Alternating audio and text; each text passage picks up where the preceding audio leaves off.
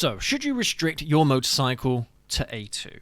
Now, what I mean by that is, well, here in the UK, when you pass your license, if you are under the age of 21, well, you go on to an A2 license, what's known as an A2 license, where you can pretty much ride any motorcycle up to 45 horsepower, 46 horsepower, something like that. But you can also buy motorcycles that are more powerful than 45 horsepower and then restrict them so they meet the standard. And then, of course, when you've done your time, I think it's 2 years, or by the time you're 24 years old, whichever comes first, something like that. It's very convoluted, the whole motorcycle licensing here in the UK. I really don't like it, and I hope it changes soon, because it's just putting people off. I mean, if it were me, right now, looking to get a motorcycle license, it'd be really difficult to justify. And it would kind of encourage me to get on bikes later on in my life, and as we all know, the vast majority of times when you start working and you have responsibility, something like getting a motorcycle kind of falls to second place below other things that are apparently more important. But there's nothing more important than a motorcycle, let's just put it that way. But anyway, you can buy a bigger motorcycle and restrict it to 45 horsepower or the A2 standard. Is it something that is worth doing? Should you invest more money now in buying a motorcycle that is more powerful, but one that you can restrict and enjoy, and then when you've got your full license, then going ahead and de-restricting it and enjoying it to the max, enjoying the bike how it was originally meant to be enjoyed? Is that something that is worth doing? Or should you just buy an A2 motorcycle, run that until you've got your full license, and then buy another bike then, at that point? A more powerful motorcycle then. This is quite an interesting subject, and I'm kind of like in two minds about it, but this is kind of what I would do. There are a lot of motorcycles out there available at the A2 level. Here in Europe, here in the UK, there's a lot of choice, a lot of options for you. So I think for an A2 rider, actually getting on a motorcycle that is specifically an A2 bike is probably the best way to go, rather than buying something bigger. And the main reason why is I don't want you getting bored of that bike. And if there's one thing that I've learned, the biggest thing that I've learned throughout my riding career, is that no two motorcycles are the same. So you will get bored if you keep riding the same motorcycle year after year and you don't change things up a little bit every once in a while. You are going to get bored, and you may quit riding entirely, like I did 5 or 6 years ago. And to this day, I'm ashamed of that. It might have been a little bit longer than that, maybe 8 years ago now. But there was a period of time, a year and a half to a year and a half, something like that, where I stopped riding bikes. And it was all because I was bored of riding that same motorcycle. Which, I mean, to be fair, that the bike was super reliable. I put loads of miles on it. But at the same time, unfortunately, that's just how things go. You will get bored of a motorcycle after a while. So I wouldn't keep a bigger motorcycle and restrict it. Because even though there is going to be some novelty to it, some excitement to it when you are able to de-restrict it, I'm not sure what the costs are involved in that. So restricting and de-restricting these bikes, I don't know how much it costs. But the novelty will wear off pretty quickly, I think. So imagine you got something like a 650 parallel twin, or something that could be restricted to 45 horsepower. Well, you're only going to be missing out on, anywhere from 20, 30, maybe 40 horsepower. So you're not missing out on an awful lot to begin with. But then when you do unlock that extra amount of horsepower, that extra power, well, it's still the same motorcycle. It's still pretty much going to be a very similar experience to what you already had, except it's going to be a little bit more powerful. And I don't know about you, but a motorcycle for me is more than just the power that it produces. There's a lot more to the motorcycling experience than just raw horsepower. Although power output of a motorcycle is a very attractive quality, which is why bikes are so fun. That's what makes motorcycles fun, because you've got loads of power, way more power than you'll ever need for street use. It's just fun to have, all right? But having said that, a different motorcycle will still obviously give you that more of that power that you desire, but it will still be a different experience. It will keep the experience nice and fresh for you. And that's why these days, every year, I'm getting a new bike. I mean, last year it was ZX9R. This year, who knows? Maybe we'll be getting 2 bikes for the channel. I don't know. That's something I'm still trying to work out. But the more motorcycles you experience, the fresher the experience is. The more you want to keep pursuing it. And even bikes that are like the ZZR 1400, like the ZH2, like R1s, Fireblades, ZX10Rs, all these motorcycles that are at the top of the pecking order, they're all different. Even though they produce similar amounts of power, they're all different in their own ways. So the experience is still going to be fresh and new, even though the power output is pretty much the same. And so the same applies as well, is if you're looking at motorcycles and you think to yourself, right, this is my limit, I'm not going to go any further than this, well, don't just keep that bike. Test out other motorcycles that are in that same kind of range, in that same kind of performance level, and have a go on other brands, other manufacturers, other engines, different types of engines. That's the thing. Even like different ergos. For example, if you're used to riding adventure bikes or something like that, or cruisers, well, don't be afraid to have a go on something like a sport bike or a sport tourer, something that's a little bit outside your comfort zone. Because again, it's going to go back to that same old thing of keeping that experience fresh. And that is what you want. Unfortunately, I mean, it's good that riders keep hold of their bikes for a long time or for a lengthy period of time, but you will start to neglect it after a little while. If you get bored of riding the bike, you're not going to be so incentivized to look after it. So that's another reason why you should trade your bikes out often. 2 to 3 years. Keep a motorcycle for 2 to 3 years and then go ahead and switch it out, honestly. I mean, most PCP contracts these days are 3 to 4 years. I mean, you could go 2 years if you wanted to, but it's quite an easy thing to do. I mean, if you're on a PCP contract, well, you can settle that contract at any point and go ahead and get yourself another motorcycle. Within 3 years, you probably would have built up a little bit of equity in that bike, so that's the money you can use to put on a deposit for another motorcycle. So you can keep on trading and swapping bikes. I think the PCP limit is 5 years. So as long as the motorcycle is less than 5 years old from a dealership, you should still be able to buy it on PCP. And I think banks as well, they offer PCP deals as well if you wanted to get a bank loan for it instead. So you could even buy the bike privately if you wanted to. That's just another option. But restricting a motorcycle, a bigger motorcycle, to A2 might sound quite tempting because it gives you the opportunity to ride a proper motorcycle. But to be fair, A2 bikes in their own right are pretty damn good machines. You're not missing out on an awful lot. Yeah, you're missing out a little bit of horsepower, but I mean, for street use, once you get past 400, 500, 600 cc, I mean, a lot of that power is going to waste because you can't really use it on the roads. You take a 600, for example, you're doing 70 or 80 mile an hour in first gear by the time you end up shifting to second gear, you know, so you'll be breaking all the speeding laws and all the speed limits in your country in first gear, second gear. It's just ridiculous. And some people don't like that. Some people will like that they can use all the power that the motorcycle has to offer without the danger of them going over the top. Me personally, I'm not worried about that. That's not something that concerns me. I'm still able to get a lot of enjoyment out of the motorcycles that I own. Even though they're way over the top, I'm still able to get the most out of them for my types of riding and for my control over the throttle, which is what it comes down to at the end of the day. But honestly, it incentivizes you to get that newer, bigger, better motorcycle later on down the line.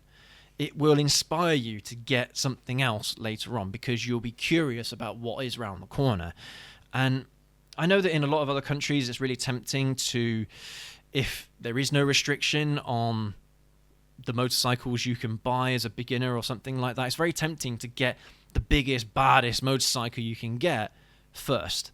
And even though from a practical point of view, it's not really the best thing to do because, I mean, for God's sake, it's a lot of horsepower, a lot of torque on some of these bikes, and you're an absolute beginner. Even someone who has got 1 to 2 years riding experience, that's thin ice, to be honest with you. You'll be walking on thin ice if you decide to do that. So safety-wise, there is that argument. But also as well, once you get to that point, you kind of think to yourself, well, why should I buy anything smaller than that now?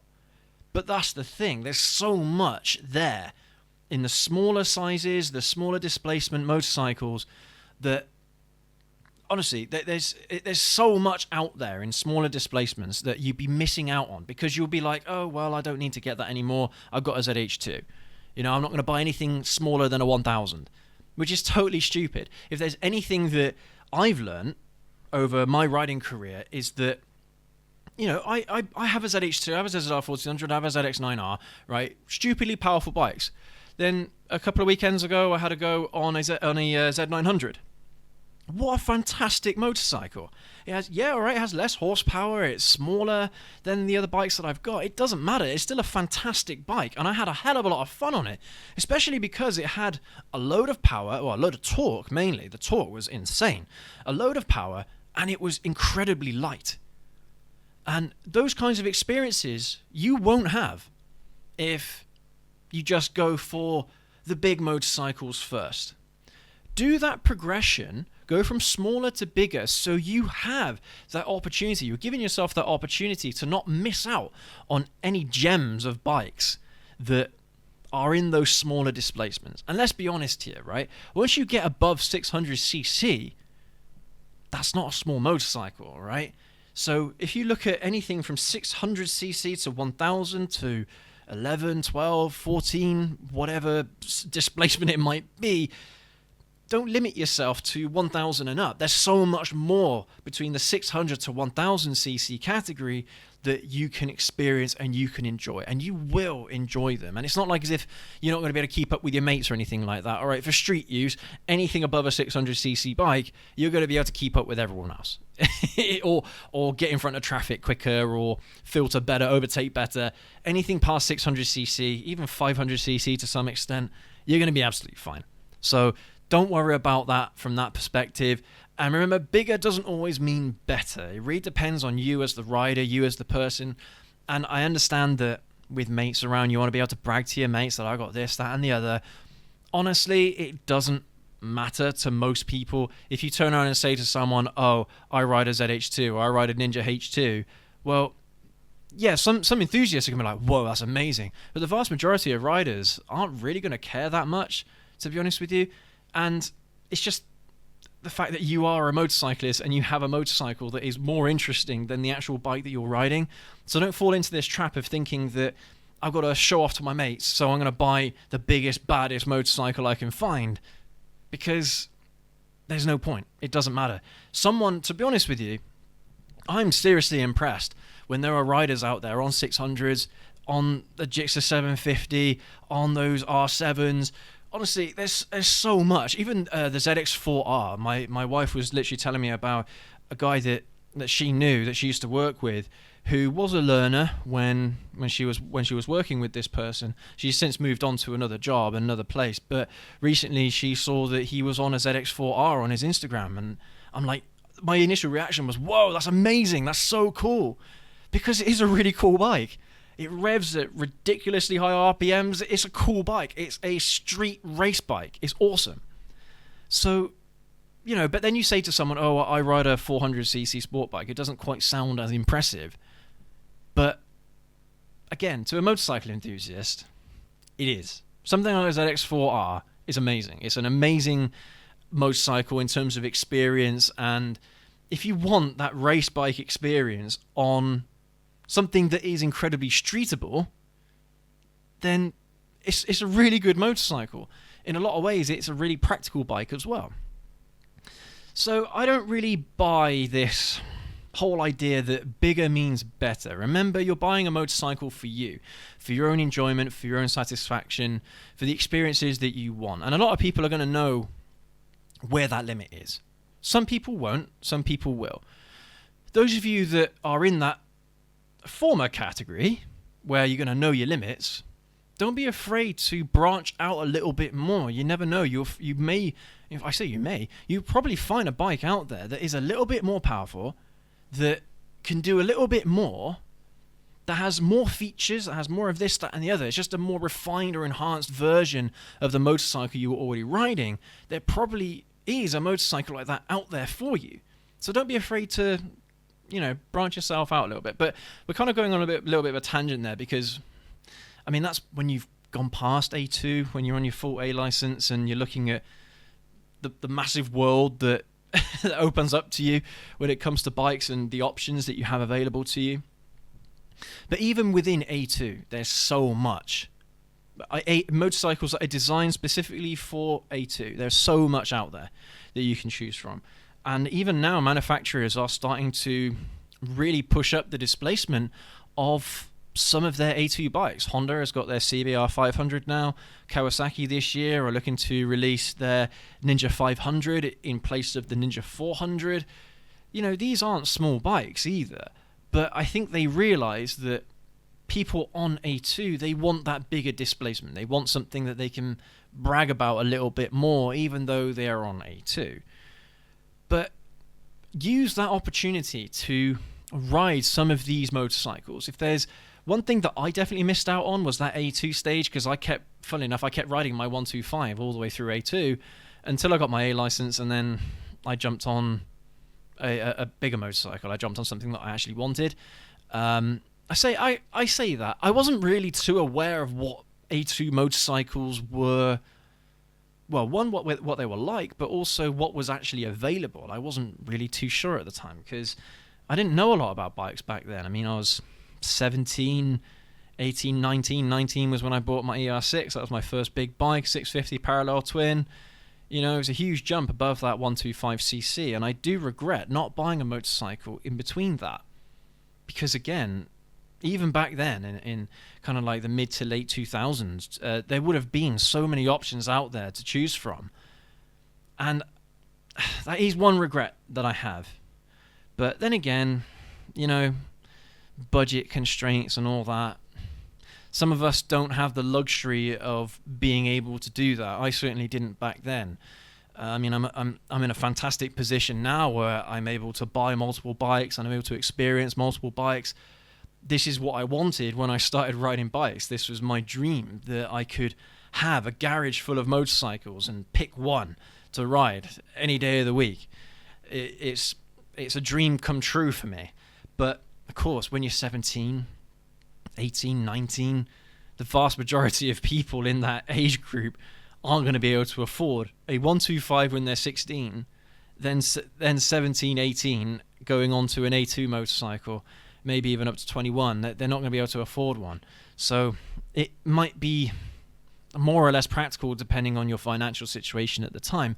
But if you do have that option, then by all means, go for it. Because then you'll be ticking off another class of motorcycle that you probably wouldn't have experienced otherwise. So don't brush off A2 bikes, all right? If you are looking for an A2 motorcycle right now, we've got a video about the best A2 motorcycles are around right now, and that list probably needs to be updated now, because we had a Ninja 400 featuring on that video, and now it's going to be a Ninja 500. But definitely go and check it out if you want an idea of some of what's available out there.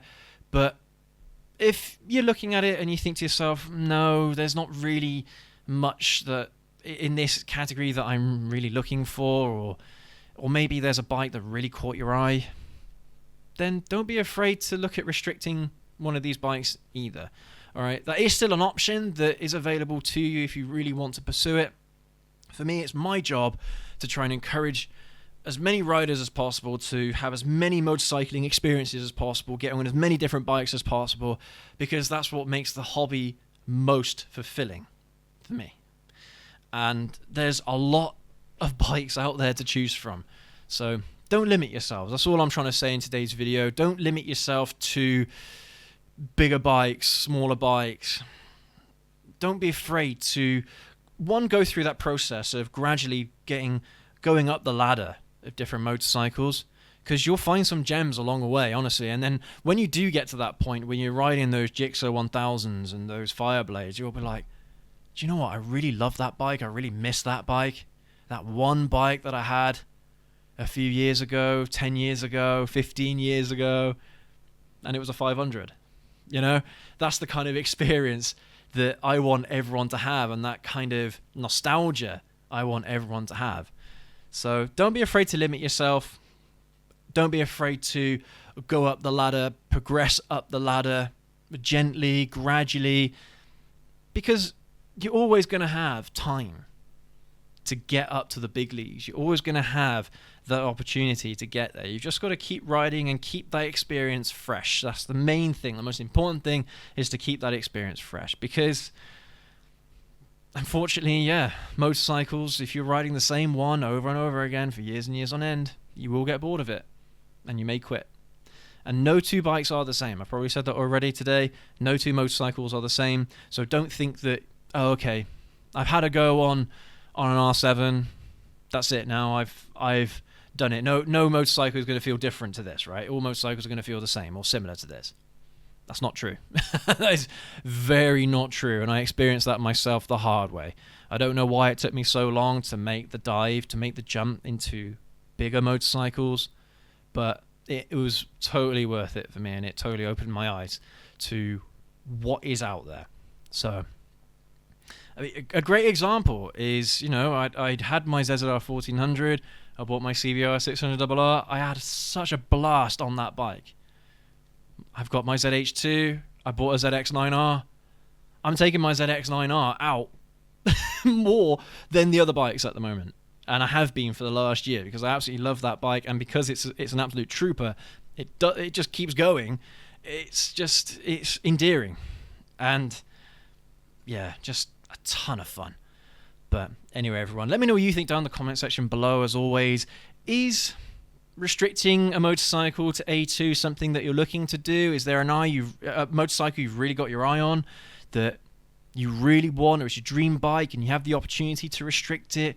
Are you going to do it, or are you going to build yourself up to it? Let me know down in the comment section below. And as always, let me know what motorcycles you're looking to buy in the near future. If you've just got onto A2, or you've just gone past A2, you're now in your full A license, let me know what bikes you're looking to get down in the comment section below. And as always, leave that like, hit that subscribe button, hit that notification bell as well, so you don't miss any more of this amazing content going forward. And we'll catch you all in the next video. Have a good one, everyone. Take care. Ride safe.